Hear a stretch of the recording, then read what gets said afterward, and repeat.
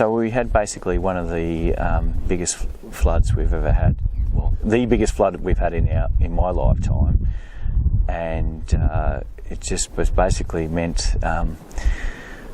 Well, we milk 600 cows here, and basically we couldn't milk for 2 days, and so basically, it wasn't a very good time because we had a lot of stress. Our milking machines went underwater, and then we had all the stress of trying to get that back up and running, and some stuff wouldn't work, and it was a very stressful time, and consequently everyone was physically and mentally exhausted from the whole process.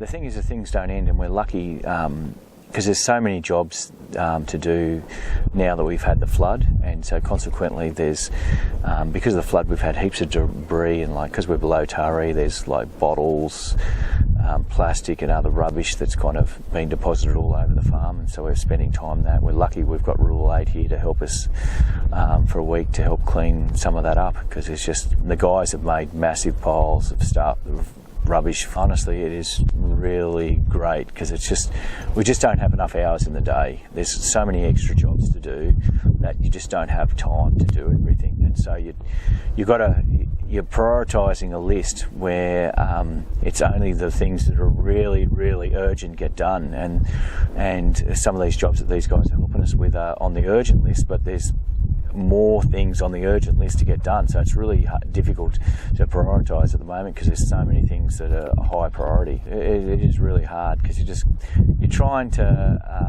do a little bit at a time to get this kind of job finished off. It's just everyone is physically, especially the owners of the business, because clearly they're the ones that have got to make sure everything happens, and just are physically and mentally exhausted.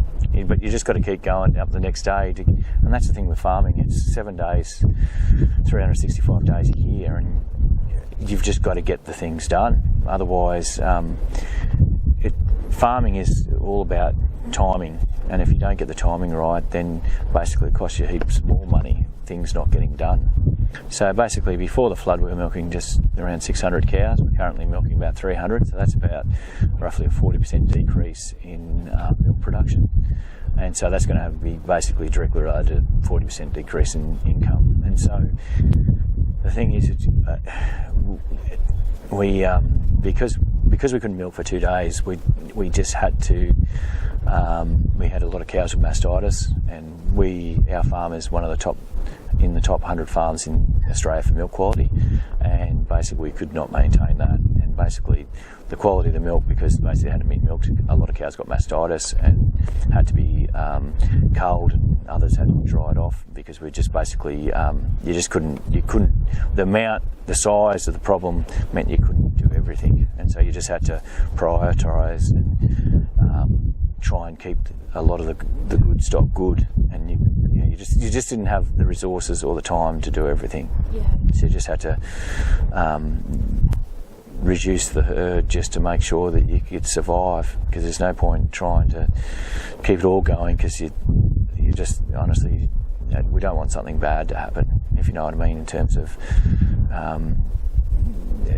you just have to be realistic with what is achievable with the current circumstances. We've sold about 150 cows, basically not all at once. As soon as the water went down, I think we sold about 70 straight away, and then other cows that started having mastitis problems that, as a result of the flood, we had to kind of sell some more, because we're selling probably 10 to 20 a week for a month, basically, till we got things under control, because you just can't afford to create too many problems. So it's just uneconomical. Basically, everyone loves their cows, and that's the main reason. I'm a 5th generation dairy farmer, and it's not a good result having to sell the cows, but from our own physical and mental health, you just have to bite the bullet, because